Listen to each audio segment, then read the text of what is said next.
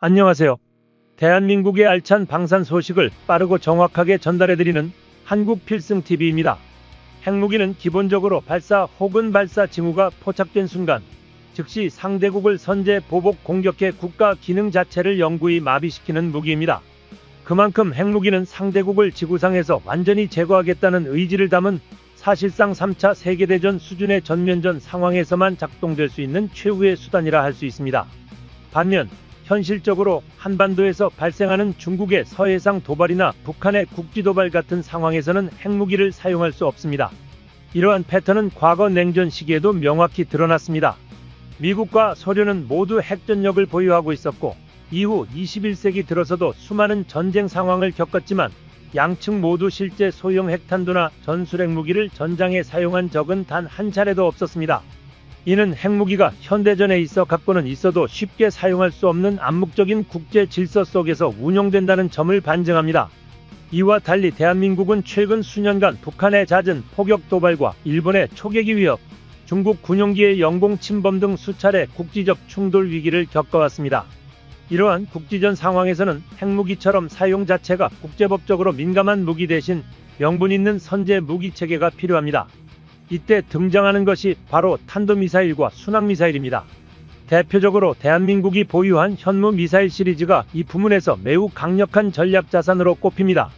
예를 들어 미국은 이라크 전쟁에서 핵무기 대신 토마호크 순항미사일과 정밀유도 폭탄을 사용해 초기 개전 단계에서 주요 목표를 정확히 타격했습니다. 이처럼 탄도미사일과 유도무기는 국지전에서 명분 확보가 가능하고 적의 초기 반격 능력을 무력화시킬 수 있는 고정밀 무기체계로 분류됩니다. 따라서 한반도 전역을 무력화하려는 국지 도발이 발생할 경우 핵무기 대신 실전에서 사용 가능한 가장 강력한 무기체계로 평가받고 있습니다. 현대 군사력 평가 기준에서도 미사일 전력의 비중은 절대적입니다. 각국은 탄도 및 순항미사일을 실전 배치했는가, 그리고 어떤 수준의 정밀성과 파괴력을 갖추고 있는가를 중심으로 실제 전쟁 수행 능력을 평가합니다. 세계 유수의 군사 전문가들은 대한민국의 미사일 전력에 대해 단순 비교가 무의미할 정도라 평가하며 이미 한국은 세계 최고 수준의 미사일 기술을 보유한 군사 강국으로 자리매김했다고 입을 모으고 있습니다. 특히 대한민국은 현무 미사일의 지속적인 성능 개량에 있어서 놀라운 속도를 보여주고 있습니다. 인도와의 비교를 보면 더욱 명확합니다. 인도는 2000년대 초 사거리 500km급 미사일 개발에 성공한 이후 사거리 4000km급인 아그니포 개발까지 약 20년이 걸렸습니다. 반면 대한민국은 2011년 사거리 500km의 현무 미사일을 공개한 후 불과 10년 만에 사거리 3000km의 탄두 중량 4톤급인 현무포를 선보였고 2022년에는 사거리 3000km 이상 탄두 중량 최대 9톤급으로 알려진 현무5의 시험 발사에 성공하며 또 한 번의 도약을 이뤄냈습니다. 이후 현무5는 2023년 말부터 양산에 돌입한 것으로 알려졌습니다. 한화에어로스페이스와 LIG넥스1은 연간 약 70기의 생산 능력을 보유하고 있으며 정확한 수량이 공개되지는 않았으나 빠르게 미사일 전략 자산을 늘려가고 있습니다. 지속적인 성능 개량을 통해 대한민국은 사거리 약 3000km 이상, 탄두 중량 최대 9톤급에 달하는 현무5 탄도미사일을 실전 배치하는 데 성공했습니다. 현무5는 지하의 강화 콘크리트 벙커나 깊숙한 지하시설까지 꿰뚫는 파괴력을 자랑하는 초고위력 전략 미사일로 동북아 전체를 사정권에 둔 채 한반도 주변국의 압도적인 억제력을 행사할 수 있는 게임 체인저입니다. 주목할 점은 대한민국이 현무 시리즈 미사일만으로 약 4000기 가까운 전력을 확보하고 있으며 이 가운데 현무5가 새롭게 합류하면서 서해와 동해의 핵심 거점에 전략 배치되고 있다는 사실입니다. 또한 현무3 순항미사일은 이지스 구축함이나 잠수함에 탑재되어 유연하게 운용될 예정입니다. 간단히 말해 한반도 인근 국가가 한국을 위협할 경우 현무 미사일 전력만으로도 상대 본토를 초토화할 수 있는 능력을 확보한 것입니다. 현재 세계 주요 군사 전문 매체들은 대한민국의 미사일 전력을 극단적 무기 운용 전략 또는 초고성능 기술력의 총합으로 평가하고 있습니다. 한국의 현무 미사일과 유도무기들은 특정 작전 목적을 넘어 세계적으로 유례를 찾기 힘든 고슴도치형 자주방어 전략에 기반을 두고 있기 때문입니다. 특히 국방 예산이 사상 최고 수준에 도달했던 시기에 수많은 첨단 미사일 체계가 동시다발적으로 전력화된 점만 보더라도 한국이 현무 미사일에 얼마나 전략적 진심을 담고 있는지 알 수 있습니다. 파괴력과 가격 대비 효율성, 운용 가능성 면에서 현무 시리즈를 능가할 무기체계는 사실상 전무하다는 평가입니다. 더불어 현무 미사일은 다른 국가들의 무기체계와 비교해 상대적으로 최신 기술이 대거 반영된 장점을 지니고 있습니다. 초음속 비행 능력은 물론 회피기동이 가능한 유도 시스템을 갖춘 현무 미사일은 현재 존재하는 어떤 방공망으로도 완벽한 요격을 보장할 수 없습니다. 더욱이 단발로 날아오는 것이 아닌 동시다발적 집중 포격 형태로 운용되는 현무 미사일 특성상 이를 모두 차단할 수 있는 국가나 방어망은 아직 존재하지 않습니다. 보유 수량이 늘어날수록 그 위력과 대응 불가능성은 기하급수적으로 커질 것입니다. 이러한 동북아 정세 속에서 대한민국은 기술 주권에 기반한 자주국방의 비전을 제시하고 도쿄와 베이징을 포함한 일본, 중국 전역을 타격할 수 있는 능력을 갖춘 전략 미사일 개발을 추진해 실제로 성공했습니다. 과거 한국은 미국뿐만 아니라 다수의 국가의 탄도미사일 엔진 기술을 요청했고 이 과정에서 영국으로부터 고체 추진제 관련 기술을 도입하는 데 성공했습니다. 이후 국방과학연구소는 이 기술을 토대로 현무 시리즈를 본격적으로 개발할 수 있었고 양산 기반도 확보해 대규모 전력화에 성공했습니다. 이와 함께 한국군은 미사일 기술을 응용한 위성 발사체와 군사 통신 위성 체계의 전력화도 병행하고 있습니다. 2021년 한미 미사일 지침이 종료되면서 고체연료 로켓 개발 제한이 해제되자 한국은 항공우주 기술력 강화를 목표로 로켓 개발에 박차를 가하고 있습니다. 국방부는 이를 위해 2023년 한국군 우주작전 기본계획을 수립했고 2025년까지 현무5를 본격 편성하고 사이버 전자전 개념 연구 및 고에너지 레이저 무기체계 연구도 병행하며 2030년까지는 우주 기반 정보통합 공유 체계 구축, 한국형 군사 위성 및 독자 기술 기반 로켓 확보를 목표로 하고 있습니다. 특히 현무5 미사일은 2022년 시험 발사를 통해 그 존재가 공개된 이후 군 당국의 평가를 거쳐 2023년 말부터 양산에 돌입했으며 연간 70기 이상 생산 가능한 체계가 구축되었습니다. 주된 생산업체는 한화에어로스페이스와 LIG넥스원이며 추진체와 유도 시스템을 분담하여 개발하고 있습니다. 현무5는 핵무기 없이도 전략적 대량 응징이 가능한 무기체계로 평가되며 지하 100m 이상 벙커 파괴가 가능한 관통력 고체연료 기반의 고기동성, 중간탄도 궤도에서 되돌입까지 초고속 비행 유지 등의 특징을 갖추고 있어 적의 방공망을 무력화하는 역할을 수행합니다. 향후 계획은 더욱 구체적입니다. 한국군은 위성통합운영센터를 설립하고 적외도 전술정찰 위성 및 군사 통신망 구축을 통해 독자적인 우주군 체계를 완성할 방침입니다. 이러한 미래 전략에는 현무 미사일과 로켓 기술력이 핵심적으로 작용하며 결국 대한민국이 우주 기반 전력까지 보유한 군사 강국으로 진화하는 토대가 되고 있습니다. 이에 이어 한국의 항공무기까지도 놀라운 모습을 보여주고 있습니다. 사실 한국의 상황을 본 KF-21 사업 초기 해외 전투기 개발 유수 업체들은 KF-21 전투기 개발 계획을 기적에 기반한 일정이라고 할 만큼 무리한 계획으로 평가했습니다. 하지만 현재까지도 지연 없이 순조롭게 진행되어 많은 외신들이 경과의 놀라움을 표하고 있습니다.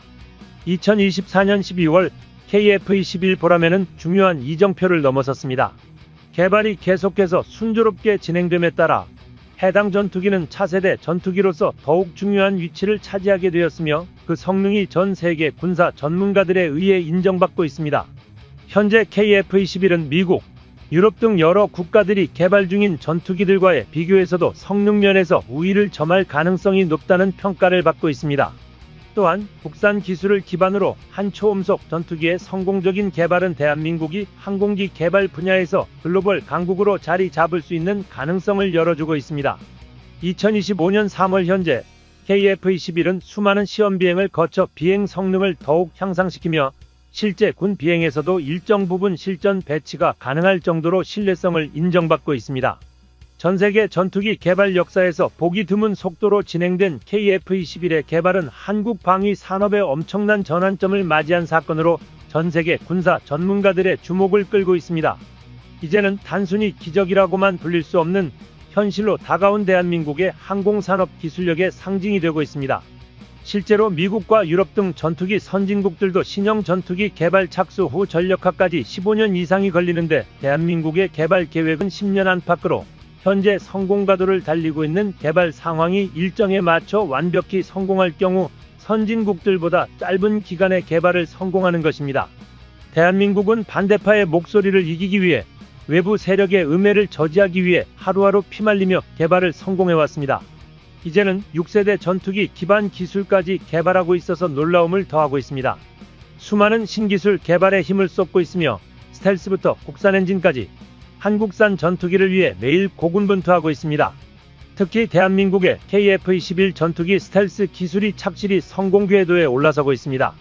한국형 보람의 전투기는 4.5세대급 블록1의 성능을 최종적으로 개량하는 중이며 동시에 2028년까지 완성될 KF-21 전투기 블록2의 개발도 지속적으로 진행되고 있습니다. 과거 많은 국가들은 한국이 스텔스기를 제작할 수 있으리라고 전혀 예상하지 못했으나 대한민국이 독자적으로 새로운 스텔스 물질을 개발하고 이를 공식적인 연구 자료로 발표하자 비로소 전 세계가 놀라움을 감추지 못했습니다. 현재 수많은 국가들이 한 세대를 건너뛰어 6세대 전투기 개발에 도전하고 있지만 과학기술의 발전 속도를 고려했을 때 이는 결코 쉬운 일이 아닙니다. 대한민국은 방산시장에서 4세대, 5세대 전투기 기술부터 차근차근 도전하며 기술력을 축적해 나가고 있으며 그 과정에서 스텔스 성능을 확보하고 미래형 5세대 및 6세대급 첨단 기술들을 하나씩 정밀하게 확보해 가고 있습니다. 대한민국이 착실하게 기술력을 쌓아가며 성장하는 모습을 보이자 중국이 이에 불편한 심기를 드러냈습니다. 중국의 인민일보는 자국의 제20 전투기 기술력을 스스로 치켜세우며 그동안 대한민국의 군사 기술력을 폄하해왔지만 이제는 KF-21 전투기의 성공적인 이륙과 비행시험 과정을 목격하고 충격을 받은 듯한 반응을 보이고 있습니다.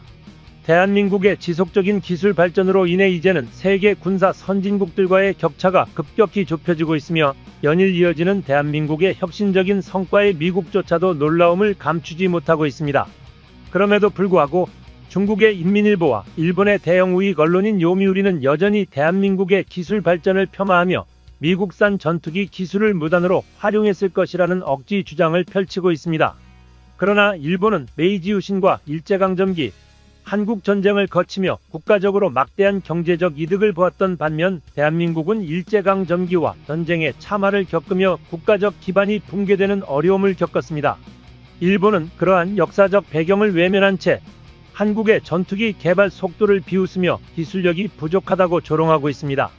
특히 전 세계가 6세대급 전투기 개발에 돌입한 지금 한국이 이제야 5세대 전투기 개발을 본격적으로 추진하면서도 이를 한 번에 완성하지 않고 4.5세대부터 차근차근 구축하는 모습을 두고 일본은 조소를 보내고 있습니다. 일본은 자국이 이미 6세대 전투기인 F3를 개발하고 있다며 한국과 일본 간 기술력의 격차가 상당하다고 자화자찬하고 있습니다. 하지만 대한민국은 독보적인 연구 개발과 실전적인 기술 축적으로 세계 방산시장에서 빠르게 영향력을 확대해 나가고 있으며 그 성과는 앞으로 더욱 뚜렷이 드러날 것입니다. 하지만 일본이 개발하려는 6세대 전투기는 계속해서 실패를 이어왔습니다. 현 상황에서는 일본 국내의 군사 전문가들조차도 일본의 6세대 전투기 개발에 부정적입니다. 가격은 천문학적으로 치솟고 있지만 제대로 된 성과가 아직도 나지 않았습니다. 사실 과거 일본의 F2 전투기도 한국의 KF-21처럼 독자 개발 전투기가 아니라 미국이 40% 이상 분담하여 개발한 전투기입니다. F-16 전투기를 바탕으로 일본의 상황에 맞게 개량했다고 보는 것이 옳을 정도이죠. 게다가 미국에게 요구했던 핵심 기술 중 하나인 비행 제어 기술을 받지 못해 일방적으로 손해를 보며 일본 내에서도 비난받았던 전투기입니다.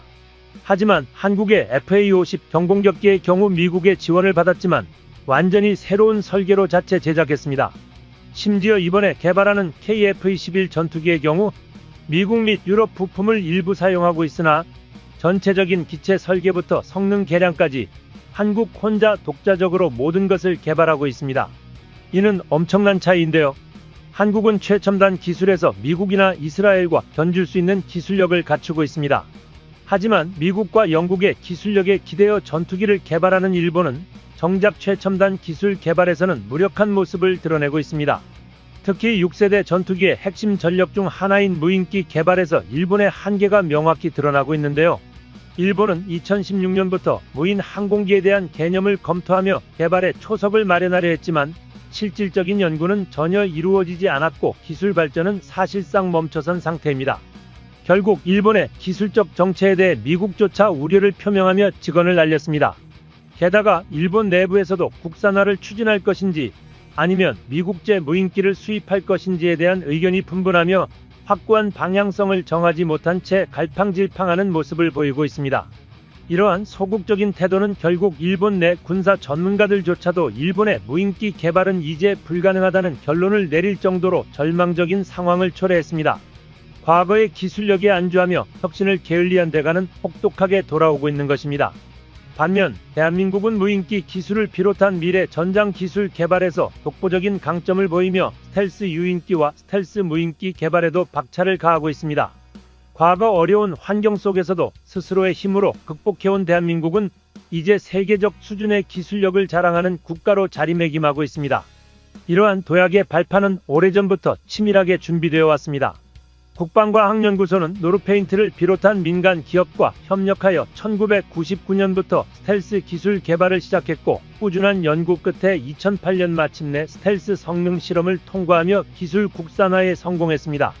일본이 여전히 개념 정립조차 제대로 하지 못하고 있는 사이 대한민국은 독자적인 기술력으로 스텔스 전투기 개발을 가능하게 만들었으며 현재는 5세대를 넘어 6세대 전투기 시대를 준비하고 있습니다. 자력으로 기술을 발전시키고 국방력을 키워온 대한민국의 저력은 세계에서도 인정받고 있는 것입니다. KF-21 보람의 전투기에 적용된 스텔스 기술은 전파 흡수 기능을 탑재해 피탐지율을 획기적으로 낮췄습니다. 그러나 현재 KF-21 전투기 블록1이 4.5세대 전투기로 분류되는 만큼 완전한 스텔스 전투기로 정의되기에는 다소 부족한 점이 있는 것도 사실입니다. 블록1은 무장체계에 초점을 맞춰 개발된 모델로 5세대 전투기로 불리기에는 아쉬운 부분이 존재합니다.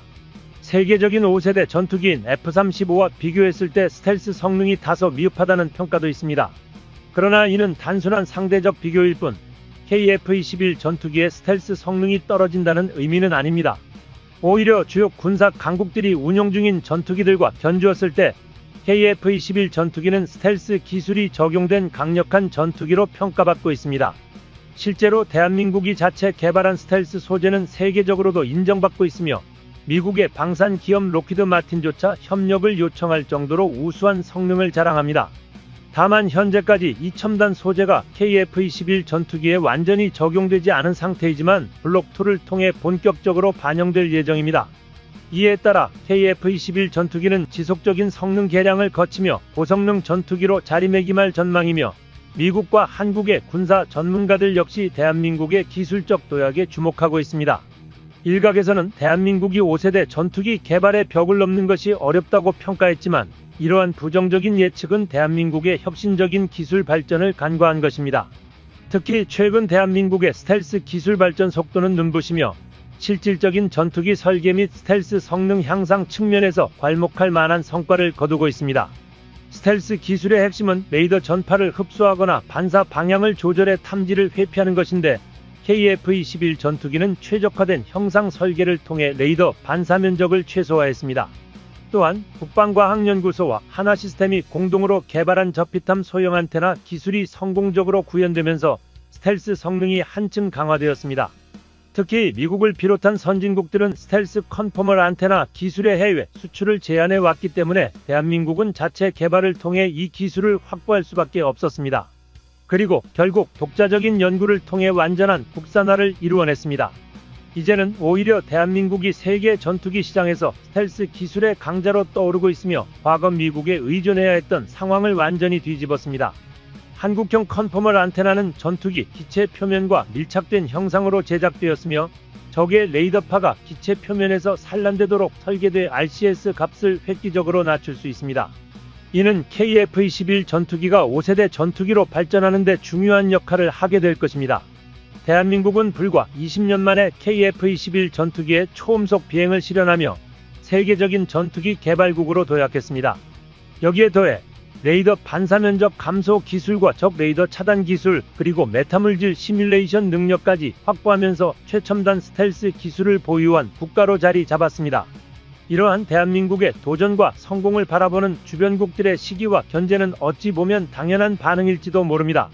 KF-21 전투기는 단순한 전투기가 아닌 대한민국의 기술력과 자부심이 결집된 상징적인 프로젝트입니다.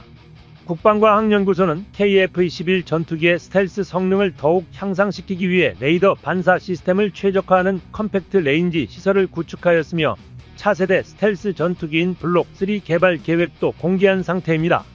뿐만 아니라 한국은 항공기 엔진 기술까지 독자적으로 개발하고 있으며 궁극적으로 스텔스 무기 체계를 선도하는 국가로 자리매김하는 것을 목표로 하고 있습니다. 이 같은 공식적인 발표가 이루어지자 세계 유수의 군사 전문가들은 대한민국의 방산 기술이 이미 세계 최고 수준에 도달했다고 평가하고 있습니다. KF-21 전투기의 형상을 살펴보면 두 개의 수직 및 수평 꼬리날개는 저피탐 설계를 적용하여 RCS 값을 낮추는 최적의 형태로 제작되었습니다. 다이아몬드 모양의 주익, 꺽쇠 형태의 공기 흡입구, 반매립식 내부 무장창 역시 스텔스 성능을 극대화하기 위한 설계입니다.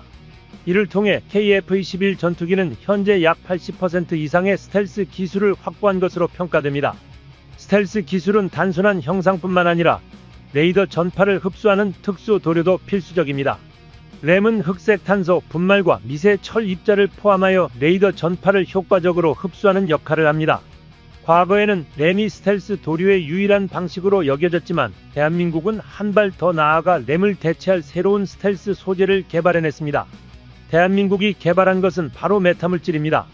2014년부터 대한민국은 메타물질 연구에 900억 원 이상의 예산을 투자하며 연구를 지속해왔으며 이를 통해 전 세계적으로 유례없는 스텔스 물질을 개발하는 데 성공했습니다. 메타물질은 특정한 전자기적 특성을 가지며 자연계에 존재하는 대부분의 파장을 흡수하는 놀라운 능력을 보유하고 있습니다. 특히 기존 램보다 5배 넓은 주파수 대역을 흡수할 수 있어 스텔스 성능이 압도적으로 우수합니다. 대한민국의 메타물질 연구팀은 단순한 스텔스 전투기 개발을 넘어 해저용 스텔스 기술 및 적외선 탐지 회피 기술까지 연구하고 있습니다. 이를 통해 잠수함 내부의 소음을 차단하고 적외선 감지 장비를 무력화할 수 있는 보병용 스텔스 장비까지 개발 중입니다. 말 그대로 투명망토와 같은 혁신적인 기술이 현실화되고 있는 것입니다. 현재 대한민국은 관련 메타물질 기술과 관련하여 국내에서 364건, 해외에서 165건의 특허를 취득하며 세계 방산업계를 선도하고 있습니다. 이에 따라 한국의 군사기술 전문가들은 KF-21 전투기가 사실상 5세대 전투기의 스텔스 성능을 이미 확보했다고 평가하고 있으며 머지않아 대한민국이 차세대 전투기 시장에서 핵심 강국으로 자리할 것이라고 전망하고 있습니다. 대한민국은 이러한 기술적 우수함을 바탕으로 해외 시장을 공략하여 규모의 경제를 실현하기 위해 애쓰고 있습니다. 대한민국의 KF-21 전투기는 한국의 교체 소유만 총 170대가량이며 폴란드, 말레이시아, 인도, 사우디아라비아 등 잠재 고객층도 이미 확보한 상태입니다. 이 말은 규모의 경제 실현이 가능한 최소 300대 이상의 수요가 확보되었습니다. 가격적인 부분을 강조하는 이유가 있습니다. 바로 수출이익으로 생긴 자본력을 바탕으로 6세대급 전투기 연구개발을 진행할 수 있는 것입니다. 특히 한국은 6세대 전투기를 위한 무인기까지 올해 처음으로 선보였는데요. 대한민국 항공무기가 놀라운 속도로 발전해 나가길 바랍니다. 한국필승TV 시청해주셔서 감사합니다. 좋아요, 구독, 알림 설정 해두시면 언제나 신속하고 정확한 국방 소식 전달해 드리겠습니다. 구독자 여러분 좋은 하루 보내세요.